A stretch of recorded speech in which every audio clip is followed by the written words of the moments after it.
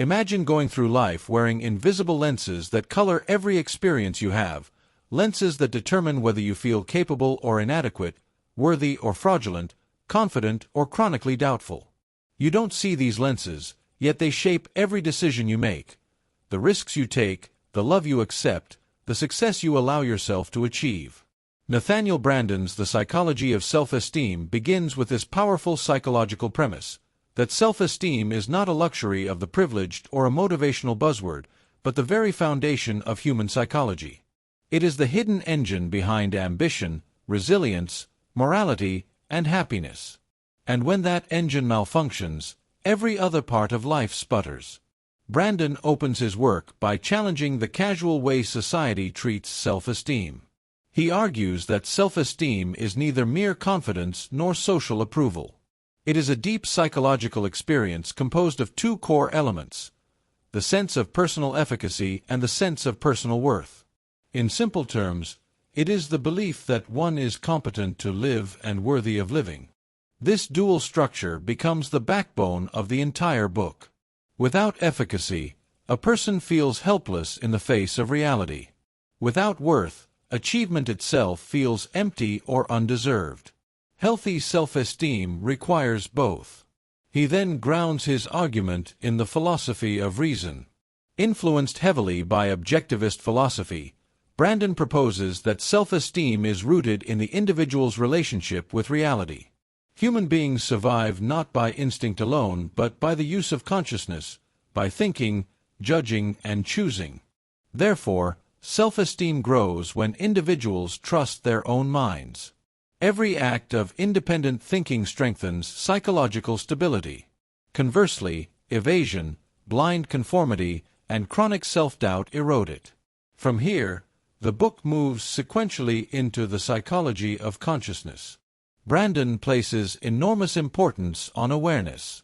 He explains that self-esteem cannot exist in a mind that habitually avoids reality. When people refuse to see facts, deny emotions, or suppress contradictions, they fracture their inner integrity. This inner dishonesty produces anxiety because, at some level, the mind knows it is betraying its own function. Thus, self-esteem requires a commitment to seeing what is true, even when truth is uncomfortable. He expands this idea through the concept of volition, the human capacity to choose awareness. According to Branden, thinking is not automatic. One can choose to focus or drift, to analyze or evade. This freedom makes self-esteem both possible and fragile. It is possible because individuals can direct their minds toward growth. It is fragile because they can just as easily abandon that responsibility. Every moment of mental laziness, every act of avoidance, slowly weakens the foundation of the self. The narrative then turns toward the development of self-esteem in childhood. Branden explains that while the capacity for self-esteem is innate, its development depends heavily on early experiences. Children build self-trust when their thinking is encouraged, their questions respected, and their efforts validated. But when they are ridiculed, over-controlled, or punished for independence, they may learn to distrust their own judgment. This early alienation from one's mind can echo into adulthood as chronic insecurity. He is careful, however, not to frame individuals as prisoners of upbringing.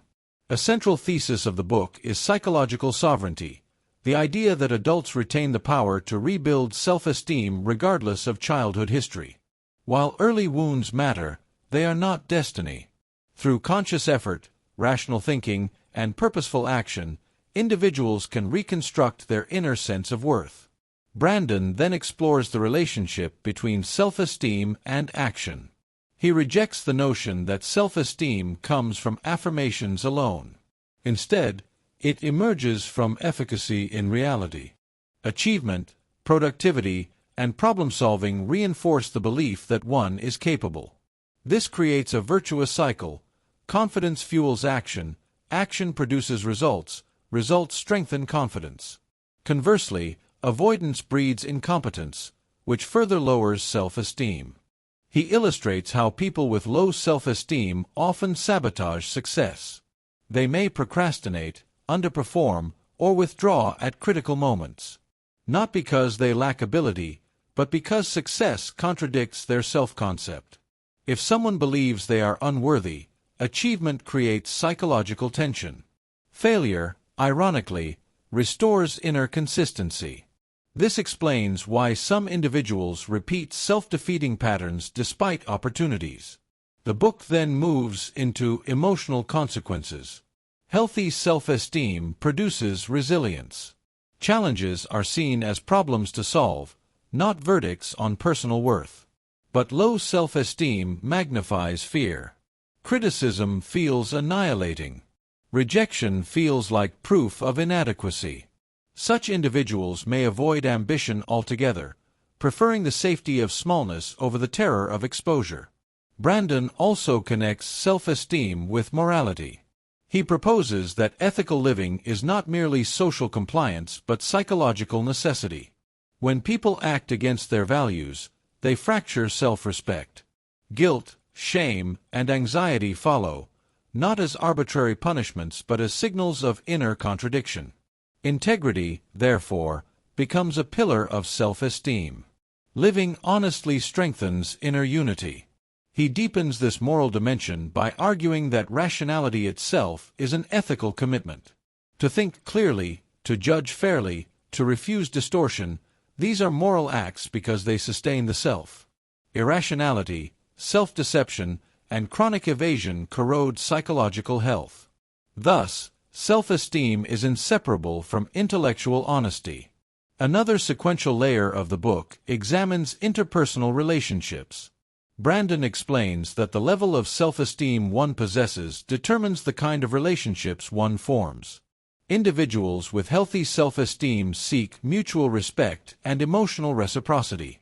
They do not depend on others for validation, nor do they attempt to dominate. But those with low self-esteem may oscillate between submission and control, either losing themselves in others or trying to possess them to compensate for inner emptiness. Love, in Branden's framework, is not a rescue mission. It is an expression of already existing self-value. One cannot truly love another while despising oneself, because relationships mirror inner beliefs. If a person feels unworthy, they may distrust affection or cling desperately to it. Either way, the relationship becomes strained. The discussion then shifts toward productivity and purpose. Branden views productive work as one of the most powerful sources of self-esteem. Through creative effort, individuals experience themselves as causal agents, beings who can shape reality. Meaningful work reinforces efficacy, discipline, and pride. Idleness, by contrast, often feeds self-doubt and psychological stagnation. He also analyzes anxiety and depression through the lens of self-esteem.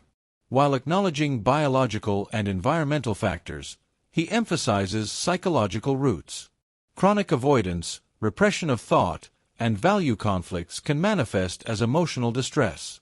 Healing, therefore, involves restoring conscious living, re-engaging the mind with reality rather than retreating from it. One of the book's most significant contributions is its emphasis on self-acceptance. Branden distinguishes self-acceptance from self-indulgence.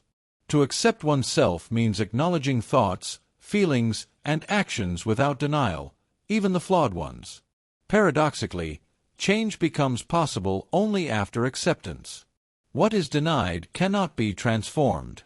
Honest self-confrontation becomes the gateway to growth. As the work progresses, Branden introduces practices for strengthening self-esteem. Though not structured as a manual, he points toward habits: conscious living, self-responsibility, assertiveness, purposeful action, and integrity. These later became formalized in his later writings as the pillars of self-esteem, but their psychological roots are laid here. He also addresses cultural and societal influences. Societies that discourage independent thinking, punish dissent, or glorify conformity indirectly damage self-esteem. When individuals are taught to distrust their own minds, psychological dependency increases. Healthy cultures, in contrast, encourage rationality, personal responsibility, and individual achievement. Toward the later arc of the book, Branden reinforces the idea that self-esteem is not static. It is dynamic, built through choices made daily. Every decision to think clearly, act responsibly, and live authentically strengthens it. Every evasion weakens it. Thus, self-esteem is less like a gift and more like a practice. He closes his psychological exploration by integrating all dimensions: cognition, emotion, morality, productivity, and relationships into a unified vision of the self. A person with healthy self-esteem trusts their mind, acts with purpose, lives with integrity, and engages reality without fear. Such a person does not seek to escape life, but to meet it fully. The concluding philosophical undertone of the book is deeply empowering. Branden argues that self-esteem is both a psychological need and a moral imperative. To value one's life requires valuing oneself. And to value oneself requires living consciously and courageously. The responsibility is immense, but so is the reward, a life lived from the inside out rather than dictated by fear. In the end, the psychology of self-esteem is not merely about feeling good. It is about becoming structurally sound as a human being. It reframes confidence as a byproduct of rational living, integrity, and purposeful action.